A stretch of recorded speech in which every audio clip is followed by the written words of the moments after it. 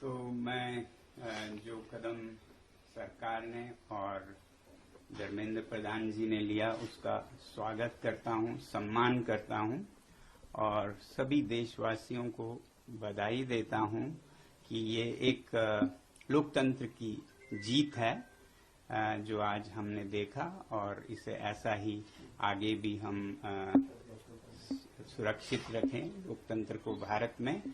और देश की युवा पीढ़ी को मैं बधाई देना चाहता हूं और धन्यवाद देना चाहता हूं सीजेपी के हमारे टीम और भाइयों और बहनों को जिन्होंने ये मुद्दा उठाया सबसे पहले, और जो वॉलंटियर्स जिन्होंने उनका साथ निभाया, जो देश भर से छात्र और युवक और बड़े बूढ़े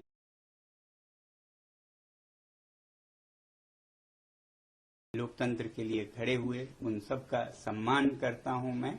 और सबसे बड़ी बात कि जिस तरह से उन्होंने शांति बनाए रखा जहां ये प्रदर्शन हो रहे थे, कुछ जगहों पे दुर्भाग्य है कि छुटपुट घटनाएं भी देखी।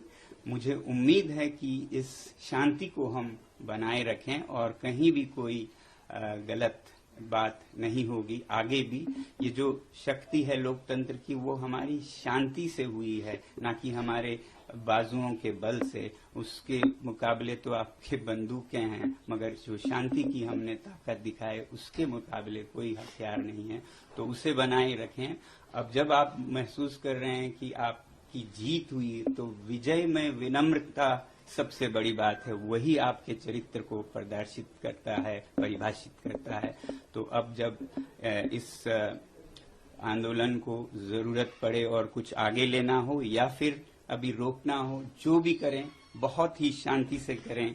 मैं ये उम्मीद करता हूं कि एक तरफ जब जवाबदेही हमें मिली इस बार की, तो अब सुधार पर काम करने की जरूरत है। केवल एक इस्तीफा से, रेजिग्नेशन से राष्ट्र नहीं बनता है। तो शिक्षा में सुधार हो, इस पर भी आगे काम हो। मुझे पूरी उम्मीद है जिस उदारता से सरकार ने ये कदम ली है वो इसमें अब सुधार के कार्यों में भी जुड़ेगी।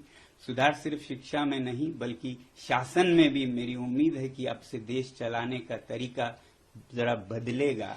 जहां भय है वो नहीं बल्कि प्यार मोहब्बत से देश को चलाया जाएगा और अन्याय न होकर सत्य के रास्ते पे चलाया जाएगा।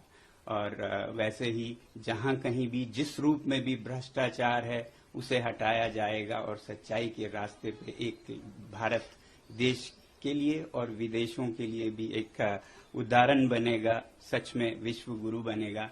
ऐसी मेरी आशा है कि ये एक नया भारत की शुरुआत होगी। मैं उम्मीद करता हूं सरकार से कि इस बदलाव के साथ ही बहुत से और बदलाव भी लाएंगे शासन चलाने के तरीकों में भी।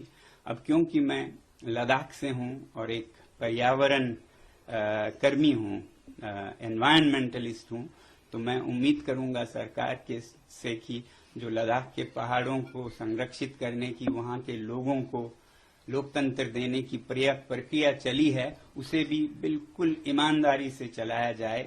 उसे कमजोर करने की कुछ कोशिशें हो रही हैं, वो सब छोड़कर जनता के साथ प्यार मोहब्बत से मिलकर हम सीमाओं को सुदृढ़ और शांत बनाएं, विकास के रास्ते पे लें। तो लद्दाख में बहुत ही ईमानदारी से लोगों के साथ ये प्रक्रिया जारी हो। बल्कि हमारे पड़ोसी राज्य जम्मू कश्मीर में भी, जहां भी लद्दाख में हो, जम्मू कश्मीर में हो, जो लोगों से वादे किए हैं स्टेटहुड के, लोकतंत्र की, वो वहां भी बहाल हो, ये हमारी उम्मीद है। ये तो मैं अपने हिसाब से कह रहा हूं क्योंकि मैं उस इलाके से आता हूं। तो बाकी देश में शिक्षा में खासकर सुधार हो, बदलाव हो। किसी भी बच्चे को, किसी भी अभिभावक को जो इन बच्चों को गुजरना पड़ा उसमें न गुजरना पड़े। मैं आभारी हूं पूरे देश का और युवा पीढ़ी का और सरकार का भी।